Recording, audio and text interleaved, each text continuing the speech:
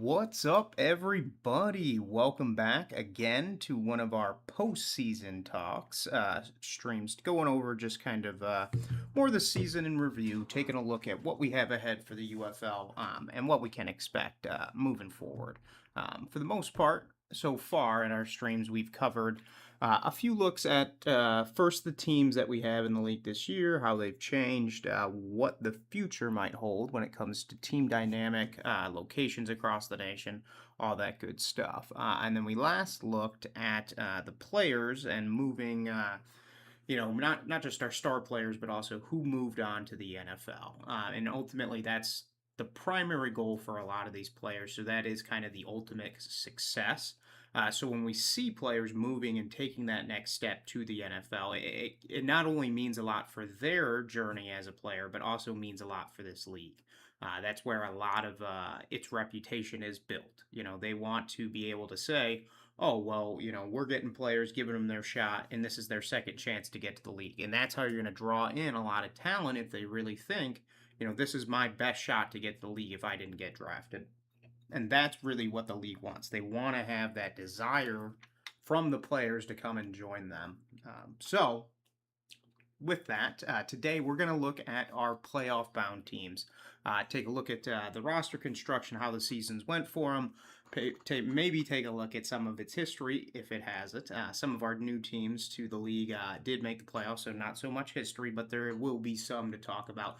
So we'll get into all that and kind of just take a look what we have to look ahead to, really, this week and on to the United Bowl. So, lots ahead for the league still. We got the semifinals, which will be this weekend. We'll be getting into a little bit of discussion of that, as well as a look ahead to the United Bowl, as we've been taking pretty much each week. So the real question, though, overarching this week is going to be, can DC guarantee home field advantage? And that's going to come down to, third time's the charm, as the saying goes, against the Orlando Storm. So we'll see how that all plays out.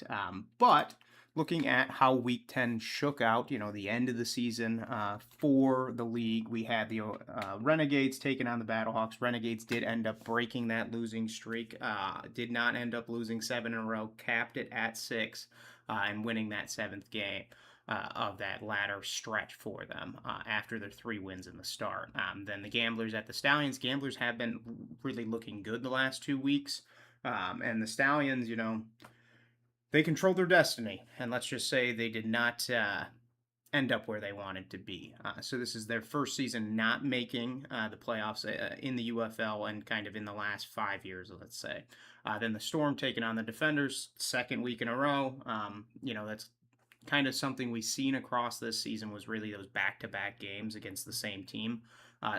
Did lead to some shockers in some circumstance, but for the Defenders, pretty much a 4-week losing streak because just back-to-back games and losing both games. So not great for the Defenders. Tamu's injury did, participate in that. But at the same time, tough season for them, at least the latter half of it. And then our final game of the season, which is a good honor to have. And if you guys would recall, back in 2024, the final game of the season was playing for the first draft pick. So that was an interesting dynamic. But that was not the case for this week, or I guess this season as well. So we had the Kings taking on the Aviators, and ultimately the Aviators had the chance to play spoiler to the Kings. The Stallions lost, so it really didn't end up mattering. But regardless, the Aviators came out to play, and they wanted to put some tape on them. They wanted to get some tape, and they got it. They played well. But the Kings really are running on all cylinders right now. So kind of tough to not only stop what they have going on, but also to contain it. And that's where the Aviators really, it was close throughout most of the game, but you can't contain it the whole game. And ultimately, the Kings ended up breaking out. And then kind of a look ahead at some of the later news, I guess, across the league. So we've got our Players of the Week announced for Week 10. So we'll be saving that for our pregame stream just to maintain consistency. But also, the league did drop their all UFL teams. So we'll take a look at this in a second as well as we go and discuss the teams. But one thing I'll point out as we take a quick look at these, if you look at the teams, what do we have here that is not a playoff team? So we've got two offensive linemen from the Gamblers, one of their strong suits, arguably, and then Vaughn's from the Renegades, who really was deserving and one of the better wide receivers. But across all of the players, pretty much, we've got our playoff-bound teams. Then we look at our defense, same thing, little more mix in there because there was some more dynamic defenses across some of our weaker teams, and that did lead to them getting some of those wins. That's why the league was a lot closer than it seemed.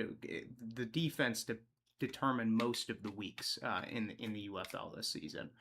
Then when we look at our special teams, pretty much the same thing. However, Gamblers on the list as well.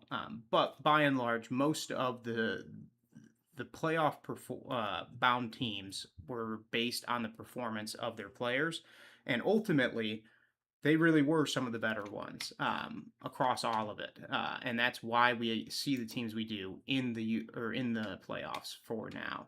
So kind of taking a look at our teams, St. Louis Battlehawks very consistently making it this third year in a row for them. So the question has been, what's going on with everything that's, the team. Been a lot of change. They lost Coach Beck. Quarterback's been, a revolving door for the most part until they brought in, now Perez, who's going to be riding out the rest of the season. But, the Battlehawks are a team in transition, I'd say. And that happens. And then we look over kind of at the roster for the team. So you got quarterbacks, Harrison Frost. So Silver started the season. So this is where we can actually really track kind of the issues for the team. So Silver starts the season. Not the best performance. Frost takes over. And Frost, let's just say there was not a lot of Frost believers across the fan base for the Battlehawks. But Frost is kind of running it back. And then they bring in Perez. And Perez, I think, was more of meant to be like a fallback option. But Frost, had performed at an all right level. And ultimately, Perez has kind of stepped into that starter role at this point. But there are questions do remain about, the future of the quarterback position for the Battlehawks. Because with Perez, most weren't even sure he'd be making a return this season. And I think depending on this playoffs, the questions will be in the air. Will he make a return? They make a run to the championship, and let's say they take that championship, Perez is gone. So then you're back to Frost and Silver. So what happens there at quarterback is something I think we want to look at to the future. Maybe they bring in someone through the draft. Maybe they make a trade. But as it stands right now, a lot of questions at the quarterback position. But one benefit they have if Perez goes down, seeing as he's only been in kind of more this latter half of the season, Frost, Silvers, the backups know the offense as well. They were taking first-team reps for some or most of the season. So there is hope for them kind of coming into these playoffs. And then you look at our offensive linemen, they've really kind of led the league. So if we look at our all UFL offense, and we've got the centers on there, but generally, I would say their offensive line has been one of the better offensive lines consistently across the league, year over year. Then we come to the defense. Defense has been good. Defensive backs. Adonis Alexander been getting his name called a few times this season. Then when we come down to the wide receivers, there are questions here. Really comes down to Hakeem Butler and Frank Darby. Don't get me wrong. Frank Darby's been, carrying weight for this team, but Hakeem Butler is kind of that primary wide receiver and arguably the face of the franchise. And you've seen that. A lot of the promotion around the league, promotion around the team focuses on Butler. And really, Butler this season has, with that Frost connection, really, there was some strong performance there. Brought in Sal Canelo. That was a result, maybe I think, of the Perez quarterback and bringing in some comfortable targets for him. And then when we look at the coaching, that was really the big story surrounding the Battlehawks this season. Coach Pohl coming in was affiliated with the team previously, but ultimately there was a lot of questions. What's going to happen here with the new coach? And I think of all the coaches brought in, Coach Pohl really stepped into his own, let's say. So then when we look at some player history, kind of their current NFL players, defensive tackle, Andrew Smite with the Cleveland Browns. Then we got Jacob Sailors with the Detroit Lions, Kyler Baugh with the Pittsburgh Steelers, and then Nick Whiteside with the Detroit Lions. So they sent some players to the league. Not been so one of the more consistent franchises in the UFL, but not the largest player development team, if that makes sense. So if we go back to 2024, Coach McCarron was the quarterback for the team. Not really been a huge youth development or those younger rookie players development, but they have sent some players, and that's a result of more. Some of the better players across the UFL's history have been some of most of these players on this list. And if you kind of look at some of more of their notable players, Rodrigo getting on there, AJ McCarron, Marquette King, so that they've been a highlight of spring football. I'd say every year that it's been on. Then we've got some award winners. So Hakeem Butler did get Offensive Player of the Year. Quite possible he may get it again this year, but more than likely Deion Jackson might get it. Hard to say. Then we got Defensive Player of the Year. Peta got that last year. We had talked about that earlier this season. Peta's been good this season and been one of the more consistent talents across the league. Then when we look at our Special Teams Player of the Year, we got Chris Garrett. That's more, coverage type of player. Same with Darius Shepard, which actually may have been a little bit of a return factor as well. Then looking at the coaching history, Jonathan Hayes was there for the win season in 2022. Then Beck came in. Beck was really with Butler, the face of the franchise. Everything did kind of surround Coach Beck, but ultimately Coach Beck did move on to the Orlando Storm. Then you look at our offensive coordinators, some good names, Bruce Gradkowski. Defensive coordinators, Donnie Abraham, really did well. I believe has also moved on to the Storm. And then Corey Chamberlain taking over now. So then when we look at some rivalries for the team, and this is where I think what most people enjoyed was that DC, or most people do just get, that's I would argue if we could get the DC Defenders versus the St. Louis Battlehawks on a Friday night, we'd be looking at arguably one of the biggest games of any season, or arguably all of spring football when it comes to broadcasts and everything like that. And this really came together during this 2023 season. There was that brawl that broke out when Coach McCarron was still the quarterback, and it was kind of that first rivalry of spring football. And ultimately, that's only developed more over the years. And then the Stallions as just being a consistent competition, just because they were consistently in the playoffs every year of spring football.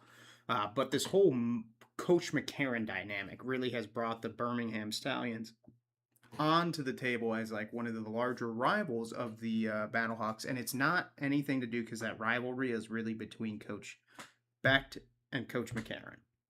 However, the Battlehawks are the franchise that participated in this whole dynamic.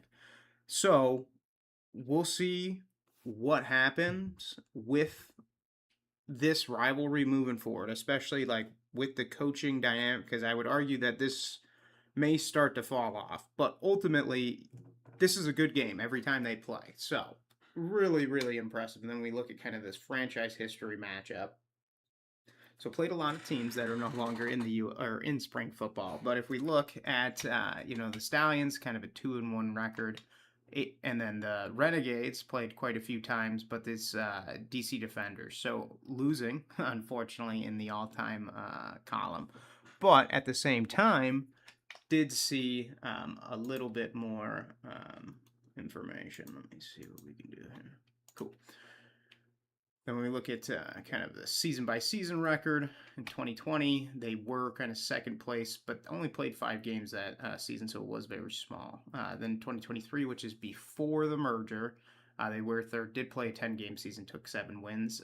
Then we had 2024, first year of the UFL, and they placed first in the XFL conference, but pretty much every single time they get to the playoffs, they lose in the first round. So hopefully for the Battlehawk fans, they can break that habit this year, but we'll see what happens. Then last year, um, same sort of thing, made it, lost in the conference championship game, which is a consistency for them, generally losing in that semifinal.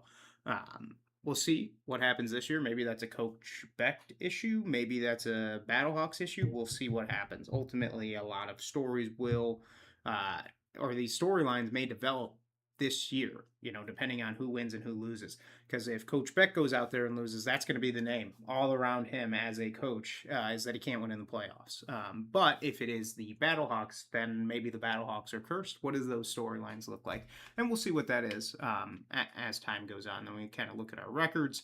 AJ is going to be still on the passing charts, and then Jacob Sailors playing with the Detroit Lions did kind of set a lot of the records and was really the power horse for most of the UFL when it comes to the running back position. Then we look at receiving. Butler's going to hold that. Tackles, Willie Harvey, really a foundational piece for this defense throughout most of the time. And then we've got sacks, Peta leading there, and then interceptions, Brandon Sebastian, and then coaching wins, Coach Beck, of course. That's just a result of the fact the franchise hasn't had too much history outside of the UFL. That's been 3 of the 5 years, basically, that it's been around. So how do these change in the future? And ultimately, we'll see what happens there. But as it stands, the only one that could update their record is Hakeem. So we'll see how it goes. But looking at starting quarterbacks, Tamu, the rival of the team, ultimately did at one point start for the team as well. Then when we look at the postseason, pretty much all of them are 0-1. So we'll see if that record continues, and then we'll see, Luis Perez down here on this list as well. But when we look at most games, as starting quarterback, Frost down here for 4, Silvers for 6. Then we got AJ McCarron really is kind of the most consistent talent. So there has been a lot of changeover in, let's say, quarterback position for the Battlehawks, and they really struggled to have that consistency. Then kind of looking at the attendance records that have been set, Battlehawks generally doing all right, sitting at these 32,000 numbers for some of the records. Though 2024, that 40,000 person game must have been crazy, but at the same time was probably a very good time. Then we look at year by year and the general market. That Battlehawks area is kind of that Missouri River Valley area, so it is a substantial market that the league will look to hold on to. Then we look at Louisville Kings. Kings, new franchise. So they actually were basically the Memphis Showboats. So they weren't the Memphis Showboats. The Kings were brought in, and they had the rights to the Showboats players. So they were roster-wise a successor to the Showboats, and arguably could be seen as, a relocation of that team. But ultimately, the Kings came about, and I think it's more a result of the new ownership. Repo wants to see, Louisville come onto it. He's a big fan of the Derby. That's his main thing. Repo stable, as we all know. But looking at their roster, there's been, let's just say, one of the more unknowns across the league has been the Kings roster. So looking at quarterback, DeLille gets brought in on the trade. Then you got N'Kosi Perry, and then Chandler Rogers, who development out of the showcases, but at the same time, pretty good performance. Bean, had a lot of inconsistency, but Rogers so far has given the team quite a good chance to compete. And then we look at the running backs. Been some questions here. Wheeler been one of the better performers, and then when it comes to wide receivers, you got Tariq Black, Lucky Jackson. A lot of the team really an unknown, and not often I feel are they put into the spotlight because they started the season off in relatively bad shape and then really turned things around on that latter half of the season. So with that said, I think they have a lot of talent. They're a dangerous roster. You don't want to let them get 7 points up on you or more, because if they start scoring, they're going to run it up. And their defense is good enough to really let's say, keep offenses from really like putting up dynamic performances because like they control the game. Like you're going to be running the ball and you're going to be passing, quick slants. That's basically what the game is going to be, and that's a result of the defense not letting you do what you want to do. They're only going to let you do what they want you to do, and that's why this team's been winning so much because their defense is able to control the entire game. But looking at the staff here, the real story around the staff is the head coach, Chris Redmond, being that local talent, has really been a face of the face of the franchise, I would say, this season, as there hasn't been that one player that's really, separated themselves from the rest of the pack as kind of that main player. So if you look at our notable players, pretty much all of them are, well, for one, Benny Snell isn't even on the team anymore and was released. So James Robinson, don't think also is on the team. Cameron Dantzler, I think, still is. And then Lynn Bowden. So, like, there are some questions there when it comes to their roster. As I said, it's relatively unknown. And you got, so a lot of it's new. And then the staff brought in by Coach Redmond, new staff as well to spring football. So far, though, sitting in that third spot, 6 wins, really not bad. They are playing the Battlehawks, who may be cursed and cannot win in the playoffs. So could be a good chance for the Kings to go. And I believe week 2, week 3, no, it was week 4 after they beat the Renegades. I had brought up how if you'd placed a bet, it was plus 2,500 for the Kings to win the championship. And as it stands right now, I think the Kings got a pretty good chance to go to the championship and possibly win it. So had you placed that bet, the odds would have been quite in your favor now. But looking at the matchup across the season this year, and this is where I think we start to see what a division might look like. So just based on Kings' performance, and this is something we'll see mainly with our new teams because we don't have kind of the other teams filtering in. But if you look at the teams they played once. So let's say that's a division. So let's say the Stallions, Aviators, Gamblers, and then Battlehawks are all one division. So we do get some weird mixing there. So if we look at what the USFL was, that was the Stallions, Michigan Panthers, which are the Aviators now, and then the Gamblers, which were the Roughnecks. So that's basically 3 of the 4 USFL teams still in a conference, if we want to call it that. And then the Battlehawks getting added in, which is, I think, one of the questions because not exactly how it should be. It should be just those 3, and then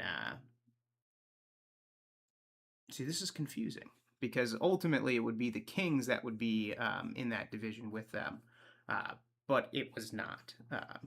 So when we look at our XFL teams, or what that XFL conference would be, it would be the Renegades, Defenders, and the Storm with the Kings, basically. Little slight mixing there because you do want to kind of keep the Defenders and Battlehawks in division, but ultimately we don't have that conference structure. But it is interesting just to look at and hypothesize.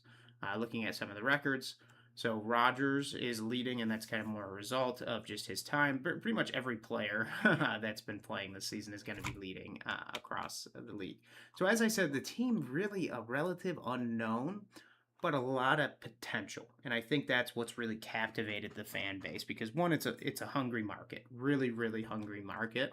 Not they pretty much the first professional outdoor team in Louisville's history. Well, there was the AFA team, the Kentucky Trackers, but pretty much the first one in modern history. They had because they have soccer, and then the minor league team as well. But so far, there's really not too much there. But it is a hungry market for football with the University of Kentucky, University of Louisville. So really a lot of potential with this team. The roster is relatively unknown. There's a lot of opportunity, I would say, for the Kings. And I think if you're a Kings fan, you're feeling pretty optimistic heading into the playoffs. But for our next team, the Orlando Storm, another new team, we've got the Orlando Storm, who arguably are built on a previous team, which was the So there used to be the Orlando Apollos, but there was also like the Tampa Bay Storm at one point, which may have been an Arena Football League team. So there's kind of some mixing going on of like the different names and different a bunch of different stuff. And like the Orlando, so there's a history of spring football here, but there's not exactly ever been like one consistent teams. And I think a lot of people thought the Guardians would make a return, and unfortunately they did not, because and that's more a result of like the team history. So the Guardians didn't do as well as the Rage or the Apollos. So it was just kind of a question of what what did the future hold, and they weren't a team that was carried through the merger. So not a strong history in the UFL. However, I do think the Apollos is a more could be a more relevant name, just given the fact of the space association with NASA and everything. But given that, I do think Orlando has the potential to be a good home, and they're sitting at about 8,000 attendance most games. So really one of the stronger markets, and they made it to the playoffs. So I think there's a lot to be said about this team. But when we look at our roster, quarterback position, really Jack Plummer's been played every single game, so pretty good to be a backup on the Storm, or pretty bad because you really don't get an opportunity. But Corral being there, that did occur through the trade, which is a question of the rivalry with the Stallions between the Storm, because they did make that trade, so they kind of end up helping each other out. But DTR gets kind of that starting role for the Stallions, and Matt Corral comes to back up Jack Plummer. And if anything happens, Corral does have a history in spring football. Looking at our running backs, Joshua Corbin, been a talent across most of spring football throughout the first 3 years of the UFL at least, but really good. And the Storm, the successor to the San Antonio Brahmas, and Corbin did have a good performance with the Brahmas. And then looking at the wide receivers, Elijah Badger and Chris Rowland really have been kind of those main wide receivers for Plummer. And I would say Rowland's really developed into kind of that safety blanket for Jack Plummer whenever it's needed. Then the offensive linemen, pretty good performance. And then we look at our linebackers as well. The defense has been a strong suit of the team, I would say as well. And then you're looking at staff. Got Coach Becht, of course, really been the face of the franchise, but Plummer has started to kind of take over that role and roll in these last few weeks. Then you look at offensive coach, so Mark Colombo, I would recall, kind of a more offensive lineman coach. Colombo, though, the Knights of Colombo used to be a thing. Those that recall.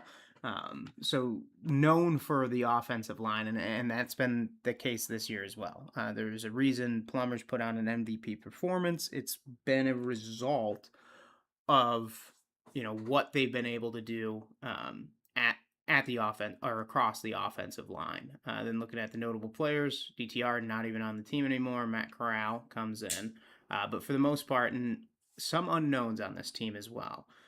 Coach Becht really been kind of that main face of the franchise so far this year, and they led the league, and that was a testament to the coaching, a testament to the play of the quarterback. So really a good performance all around, and I think there was a lot to be excited about. Then looking at our franchise matchup, so what does a XFL conference look like, let's say, with the Storm? Then you'd have the Battlehawks, which they only played once, which should be twice. And then you'd also have the Defenders twice, and then the Kings twice, which is, we could do that, but that's not how it ended up working out, unfortunately. Then looking at the records, pretty much every player this year is going to be the one setting those records, and that's just how it is. But the real testament to this team is going to be the coaching. Coach Becht has got them here, but Jack Plummer as well has done some great things at the quarterback position for the team. So I think if you're a Storm fan, you're feeling good, but there are concerns. I did bring up the fact that Coach Becht can't win in the playoffs. So when you get into a situation where the coaching has gotten you this far, do you trust Coach Becht to get you the rest of the way? And I think you should. He's hungry to get a playoff win, so you know he's going to be doing everything he can to get that win. But it may take some time. So we'll see how it all shakes out for him. But then looking at the defenders, really the story going into the season was how the defenders were going to pretty much lead the league just based on the fact of talent retention. Because, with the way rosters were assembled this year, you had the ability to save about 20 players pretty much. Um, and Coach Harris did that. It was very much the same team going into 2026 as it was in 2025. And I think that's why they were kind of a favorite going into the season. But they, when you lose your quarterback, you really, really, really struggle. And that isn't always the best. And that's not something that the defenders have dealt with. So brought back in under McMahon, that was kind of that first year in 2020. Then we've got the merger, and basically the big story around the defenders ever since last year has surrounded Coach Harris. Stepping in as an interim role and then really securing that job. Not only securing the job, but also winning the championship. That says a lot about your coaching ability. So I think there's a lot of optimism with the defenders and also the fan base. But when we look at the roster, quarterback wise, Tom was out right now. So you got Jason Bean, EJ Perry, and EJ Perry just returned. So of course EJ Perry comes back for his third year in a row in the UFL. So good to see him back. And then Spencer Sanders. So we've seen. This is the thing. We're going to see them take on the Storm for the third week in a row. So we've seen Jason Bean take them on once, lost, I would say, worse than what they lost under Spencer Sanders. So I wonder who gets the starting position for quarterback, this week. But then looking at the running backs, Deion Jackson, I think, got a strong case for Offensive Player of the Year. Really, really good performance. And I think the team's been riding on his performance for most of the season, especially with how Tomlin was doing in the passing game in the early season. So Jackson really, I think, has a strong case. And then Valladay's really risen to kind of be a solid backup as well. So if I'm Coach Harris and I'm thinking maybe I need to get some better talent, on the offensive line or wherever, maybe I reach out to the Gamblers who have a all UFL offensive lineman and I say, hey, I got a pretty good running back in Valaday. Maybe I'll trade him off to you. Then when we look at wide receivers, so they did lose, and maybe this was not exactly something they need because they maintained Cornell Powell, who was kind of that main receiver for Tamu, but then also Ty Scott's been a high performer for them as well. But Briley Moore also been kind of more of a main talent for them on the offensive front as well. Then looking at our offensive linemen, they've been decent. I think all offensive linemen across all professional sports, there's just not so many players in that position. So, there are some weaknesses, and that's something DC has dealt with. But I think all in all, one of the better teams right now. So when you look at linebackers, Anthony Hines, really good performer. Defensive backs, all in all, they have a very good team.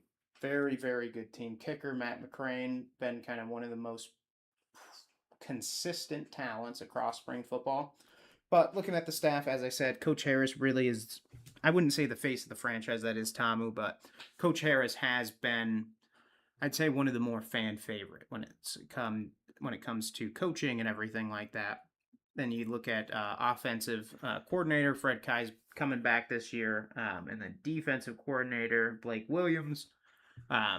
It's consistency. That's really what this team's known for this season. Known for at least starting to take the shape of in spring football. Known for being a consistent franchise that goes out there and puts a good product on the field each week. Then looking at the NFL players that they have, they've had some, not too many as of late. But Liam Fornadell with the Jets, kind of the most recent one. Yasir Durant with the Patriots. So they've gotten some chances in there. But this is a team very similar to the Battlehawks. And I think what we see a lot across the UFL is the teams that rely on, let's call it mature talent, really end up let's say, not sending as many players to the NFL. Because a lot of the players that make it to the NFL are those that really never got their shot. So they're people that never got a contract. So they're younger players generally. But looking at some of the notable players, some of the bigger players on this team are some of the bigger teams on or players on other teams. So like Jadon Mickens, one of the main receivers on the Stallions. Some of them though they've kept like Garyon Conley, so on and so forth. And you look at some of the awards the teams got. So Tamu did get it. Defender got a Offensive Player of the Year one, and then MVP Tamu got it for the championship last year, which was really a good performance. I'm looking at the head coaches. Pep Hamilton came in, did the 2022 season, and then Reggie came in, and then when Reggie left, kind of in that shocking fashion, Coach Harris did come in. Then looking at the offensive coordinators, Fred Kai's really been consistent. 2025 UFL Assistant Coach of the Year, really, really good performer, and I would argue, you know, building the resume to potentially, step off on his own one day if he wanted to. Then defensive coordinators, Greg Williams was the main talent there, ends up leaving, and then Blake steps in his son. So a little bit of nepotism, but Blake's done well. Blake's done well. Then looking at the championship, we did have a North Division championship game, which was won by them in 2023. And then in the XFL Conference Championship, so this is when they defeated the Battlehawks, and then also in the championship last year. So they are one of the more prolific talents. The Stallions and the DC Defenders are pretty much the only teams that can say they've won in the UFL, or at least this version of spring football generally. So the questions do remain: what happens there? Depending on this year, because if it's one of these teams, like let's say the Defenders, or well, pretty much just the Defenders are the only ones that have a chance to get another championship. But one of these teams that gets their first championship, the questions are going to arise, especially if it's the Storm. First year in the league, you get a championship. Are you the new standard in spring football? So those questions will arise during the offseason, and we'll see exactly what happens with each of those. Then looking at the rivalries, we have the Battlehawks, which is going to be consistent. They always have had a battle every single time they play, and it's one of the best, games of the season when the Battlehawks take on the Defenders. Then looking at the Renegades taking on Arlington. So the Defenders, this really is going back to like the 2020 team. So this rivalry, I don't know, exists exactly. So in some of the older portions of the fan base, absolutely. But for the most part, not so much. But the Renegades they played them arguably more than they have with the Battlehawks. Well, actually less, but the Renegades, that's kind of a result of the fact that these teams are very much, there is that XFL conference basis to a lot of these matchups. And I think that is going to, regardless, you can take the conferences out, but that relationship is going to remain across the UFL for the foreseeable future. As long as we're able to go back and cite really where these teams came from, we're going to know kind of that dynamic. Then looking at the season by season record, really pretty good performance. So you got 9-1, 6-4, and then 5-5. So kind of looking worse as the seasons have went along. But the real surprise here is, going from that 4-6 record in 2024 to being the champion in 2025 with the new coaching by Coach Harris. And I think, the stars align very much for the Defenders. And then looking at their records, a lot of it's going to be kind of some of those more consistent talents. So you look at Deion Jackson has those 11 rushing touchdowns. When it comes to yards, it's Abram Smith. And then Ty Scott on there, and as I said, was one of the more consistent players for them. And then Cornell Powell, Anthony Hines also been a consistent defensive performer. And then Gary on with 4 interceptions, been doing pretty well. And then coaching wins, Reggie's got 13 wins, so we'll see. Coach Harris is at 11 right now. So Coach Harris could tie that if he goes on a run here in the playoffs. We'll see what happens. But quarterbacks, Cardell Jones in 2020. We love 12 gauge. But then you got Tamu, been pretty much the only quarterback the entire time. Though now that he's injured, there are a lot of questions on that team. Then we look at postseason. It's been Tamu, and then the most games as a starting quarterback. Tamu's going to hold that record for a long time, especially if he comes back next season. Then year by year, you got Reggie, Shannon.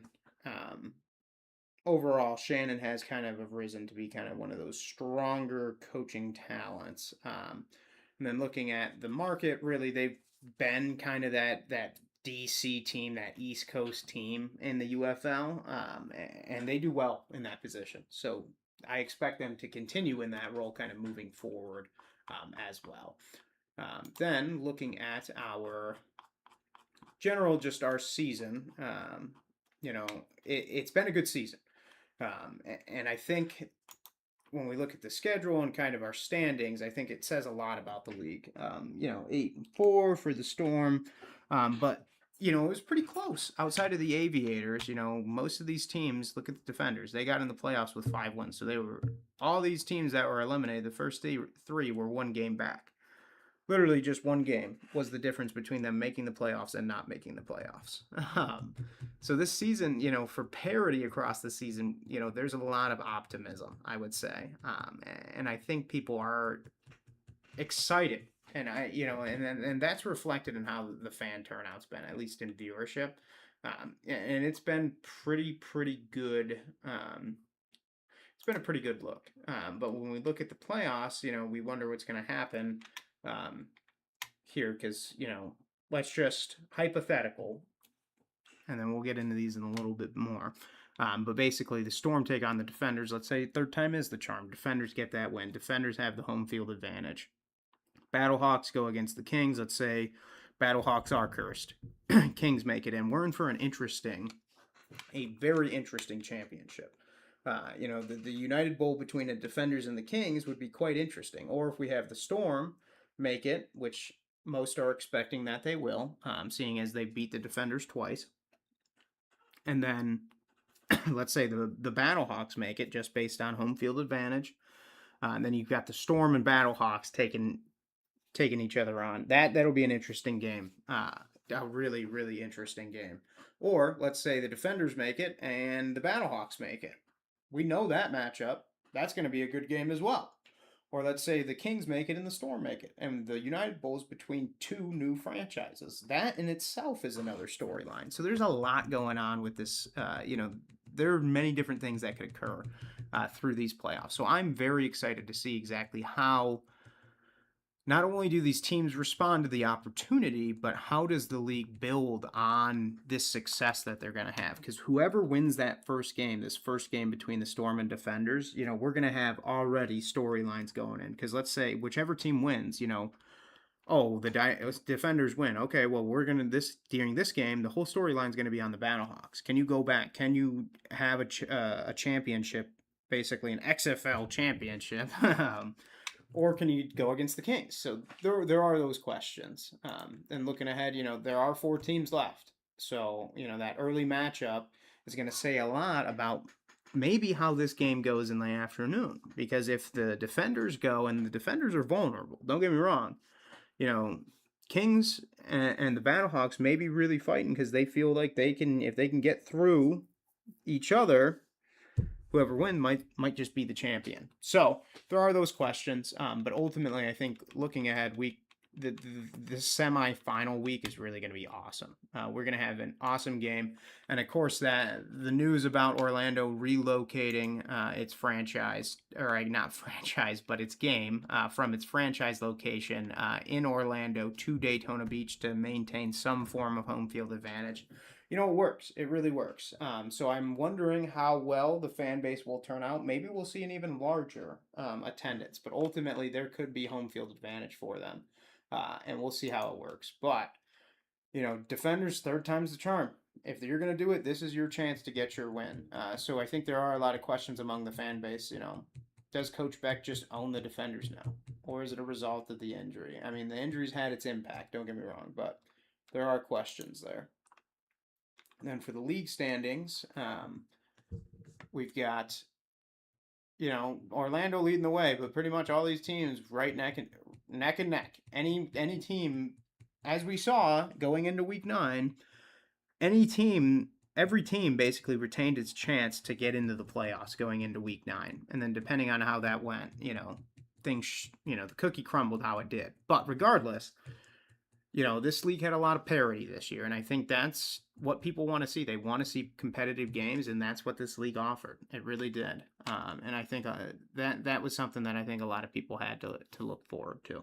But overall, been a great season, and I'm excited to see what the playoffs bring and that impact on the league moving forward. Because if we get a new championship, who's going to be back in 2027, and that may very well impact who's going to be leading the league, at least as a favorite going in. And especially when we get to roster construction in the offseason, the moves that are going to be made are going to reflect who's the champion, because that's the standard to beat. If it's the Storm, they're going to be building rosters to beat the Storm. If it's the Defenders, they're going to be building rosters to beat the Defenders. If it's the Kings, they're going to be building rosters to beat the Kings. So don't be surprised if we really start to see some separation across this league, not only in the playoffs, but into the offseason. Because if there is a non-competitive matchup in the playoffs, expect that gap to grow even further during the offseason. But that's pretty much all we had for you today. Just a quick look at the teams. We'll be looking at some film across from Week 10 tomorrow, and then as well as digging into these all UFL teams and the implications of the awards on the playoffs over the next couple days. And then we'll get our pregame out either tomorrow or potentially over the weekend, depending on how we feel. Normally we have a Friday night game and a Saturday game, so we kind of put it out as a pregame show for the whole weekend of football. But all our games are on Sunday now, so maybe we'll do a Sunday pregame show, but more than likely we'll probably stick to our consistent Friday, but probably do it later at 9:30. And then from that point on Sunday, probably do a smaller, more focused, open discussion about the upcoming semifinals, and then maybe do some play-by-play of the game if we can. However, thank you for joining. We love to have you with us every time, and love to have you participate in the discussion. So please enjoy the weekend of football ahead, and thank you again for joining. It's always great to have you. But with that being said, we'll catch you tomorrow for our next day of the stream. So have a wonderful night. Thanks again.